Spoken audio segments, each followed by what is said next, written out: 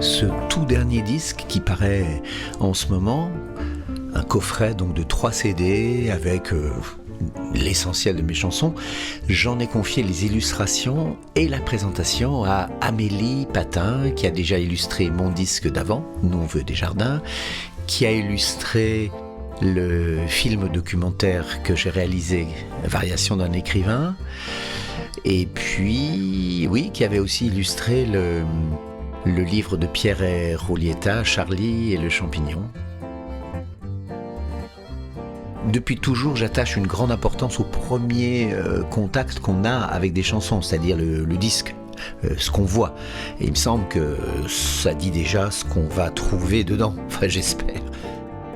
Tout au début de ma carrière, j'ai fait 2 ou 3 disques qui étaient un peu des brouillons, des essais, loin d'être parfaits. Et puis le premier que vraiment j'ai revendiqué, où d'ailleurs j'ai mis le numéro 1 dessus, sans titre, avec les chansons que je chante toujours, la guitare, les câlins, etc. Et j'en ai confié les illustrations à un Autrichien très, très connu dans son pays, qui s'appelle Erwin Moser, qui écrit, qui dessine.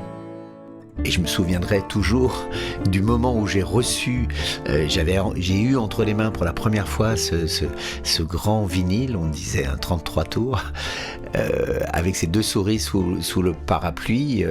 Pour moi, c'est peut-être un des plus beaux souvenirs de ma carrière, parce que là, c'est moi qui l'ai produit, réalisé, j'en étais tout à fait le responsable entièrement, avec des musiciens bien sûr, mais c'est moi qui décidait de comment allait se présenter ce disque, et c'était vraiment incroyable, d'autant plus que cette illustration de Erwin, il m'a fait les 2 petites souris avec le parapluie, et simplement après, j'ai écrit une chanson de jolies souris sous un parapluie à partir de son dessin. Malheureusement, il a eu la mauvaise idée de s'en aller, Erwin. Et puis après, j'ai rencontré Loïc Joanigo, l'auteur de La famille Passiflore, qui m'a illustré plusieurs disques à son tour, à sa façon complètement différente de Erwin, c'est-à-dire très très bande dessinée. Super aussi. Et quand j'ai créé ma maison d'édition de littérature jeunesse, Bulle de Savon, j'ai fait appel à Éric Battu pour illustrer 2 livres CD, dont Ma guitare a des tiroirs et Bonne nuit. Alors toujours avec ce style de Éric Battu, c'est-à-dire des tout petits personnages perdus dans l'immensité du monde. Et puis, juste après, j'ai rencontré Sylvie Serprix, qui est une grande dessinatrice de presse, qui fait aussi des illustrations, et qui m'a fait aussi un livre CD, pour de vrai, qui est à nouveau complètement différent, mais très beau aussi.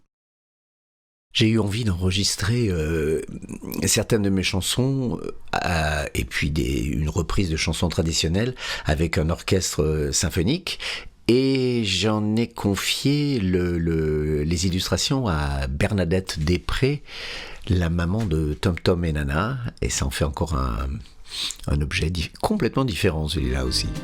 Il y a chez nous des poils partout.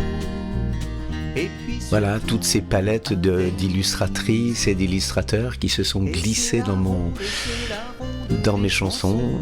Et pour cet ultime disque de ma carrière, donc c'est Amélie Patin qui, en couverture du coffret, a imaginé cette fameuse guitare dans laquelle je continue encore à trouver plein de choses. Et c'est la ronde des chansons, et tout qui tourne en rond.